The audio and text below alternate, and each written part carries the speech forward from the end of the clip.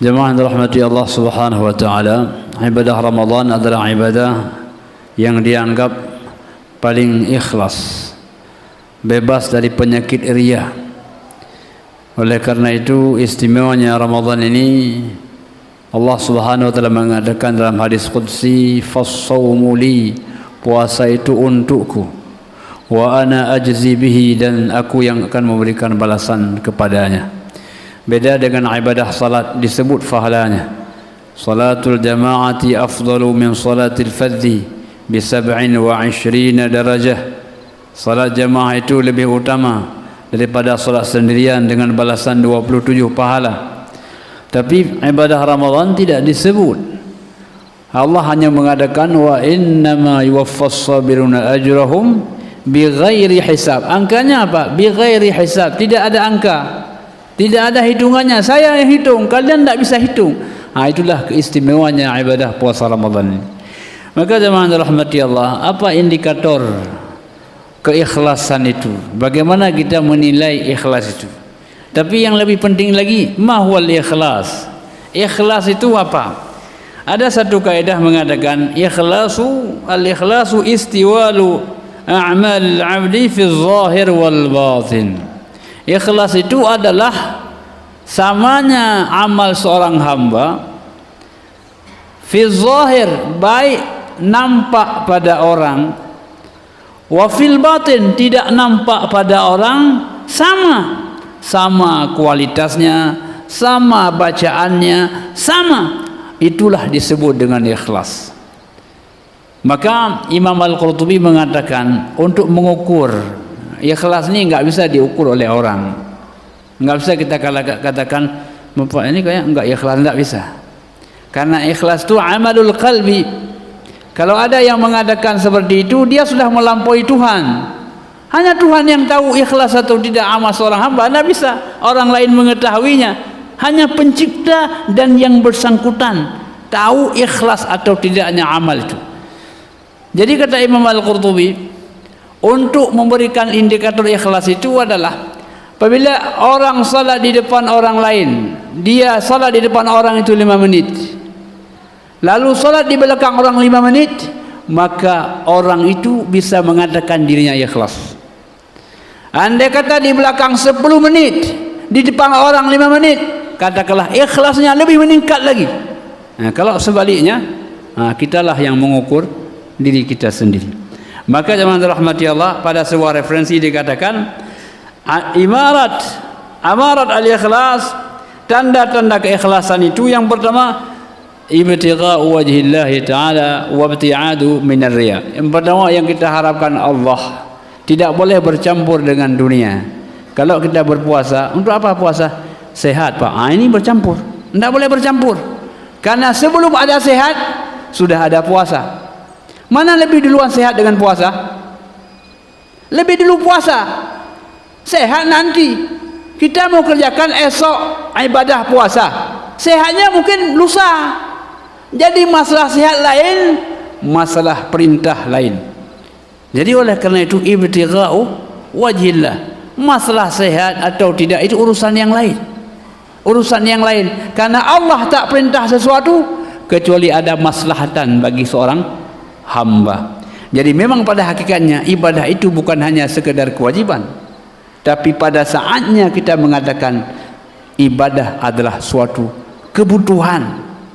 Tidak nyaman kalau belum duha, tidak nyaman kalau belum witir, tidak nyaman kalau belum tarawih. Sudah menjadi kebutuhan kita. Jadi ibadah dalam konteks jasmani, dalam konteks rohani, sama dengan makanan dalam konteks jasmani. Yang kedua jemaah rahmati Allah,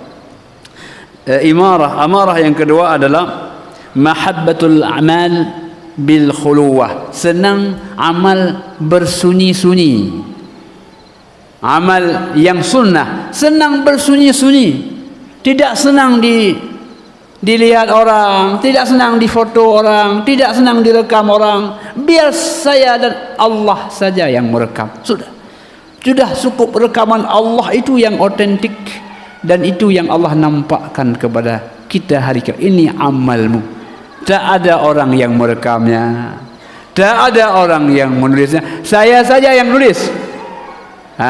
Cukuplah engkau ya Allah, wa kafa billahi syahida, cukup hanya engkau ya Allah sebagai saksi, saya sudah beramal ya Allah. Makanya amal yang paling afdal, amal yang luar biasa adalah amal pada malam hari. Maka malam hari lebih istimewa dibandingkan siang hari, karena malam hari adalah waktu-waktu yang spesial orang menyendiri dengan Allah Subhanahu wa ta'ala. Yang ketiga, jemaah yang dirahmati Allah, amarat tanda ikhlas itu adalah muwafaqah az-zahir bil batin, cocok antara zahir dengan yang batin, antara yang terucap dengan yang tersirat, antara yang terbaca dengan yang tak terbaca, antara hati dengan lisannya. Alhamdulillahirabbil alamin dalam ucapan, segala puji bagi Allah dalam hati sanubarinya. Sementara kalau kita ucapan lain alhamdulillahirabbil alamin, di hati kita hanya SK mana Abi Hirmuh wawati, itu tidak cocok, tidak ikhlas kita itu, tidak cocok zahir kita dengan batin kita. Tiba-tiba sudah selesai salat, terkejut dia kalau sudah selesai, rupanya dalam salatnya lalai dia, entah apa-apa sudah terpikirnya, bohrorum belum selesai makan dan sebagainya. Ini namanya tidak ikhlas. Yang keempat, jemaah yang dirahmati Allah, yang keempat itu adalah al-khawfu min raddil amal, khawatir amal itu ditolak oleh Allah, takut amalnya ditolak oleh Allah. Dia usaha membaca tajwidnya yang bagus, khusyuknya yang luar biasa. Al-khawfu min raddil amal, khawatir amalnya ditolak oleh Allah Subhanahu wa taala. Maka doa Nabi Ibrahim alaihi salam selesai bangunkan Kaabah, beliau berdoa, Rabbana taqabbal minna innaka antas samiul alim. Ya Allah, sudah selesai kami bangun Kaabah, sudah selesai kami tinggikan Kaabah ya Allah, ya Allah terimalah amal kami. Maka orang yang tidak berdoa selesai beramal, yakin dia terima, itu rasanya agak sedikit sombong sedikit lah.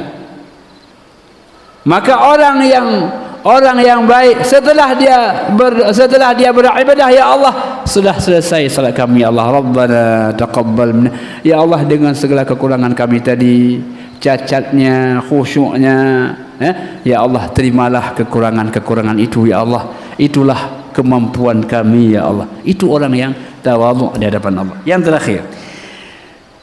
terakhir ya amarat adalah al-firar min al-ujub wa tazkiyatun nafas, menghindari daripada ujub. Ujub itu apa? Merasa heran, kok hebat sekali saya ini. Itu ujub ria, ujub tam'a ria dekabu, hinan yang le urang binasa. Jadi ujub ini merasa heran, kok dirinya itu entah pandai sekali, entah khusyuk sekali, merasa dirinya saleh. Jadi tanda orang yang saleh merasa dirinya salah, tanda orang yang salah merasa dirinya saleh. Ketika kita sudah merasa saleh, itulah awal kesalahan kita. Ketika kita merasa diri kita saleh, itulah awal kesalahan kita. Wala tuzakku anfusakum, janganlah engkau mensucikan diri kalian. Kita makhluk penuh dengan noda dan dosa. Kullu bani Adam khata'un, sebuah manusia ini ada salahnya. Wa khairul khata'ina at-tawwabun, sebaik-baik orang yang berbuat salah adalah orang yang bertobat kepada Allah Subhanahu wa taala. Jadi oleh karena itu, itulah beberapa indikator keikhlasan. Hanya saja kita saja yang tahu apakah kita melaksanakan dengan penuh khusyuk, tawadhu dan ikhlas kepada Allah Subhanahu wa taala. Demikian, terima kasih. Hadanallahu wa iyyakum ajma'in. Wassalamualaikum warahmatullahi wabarakatuh.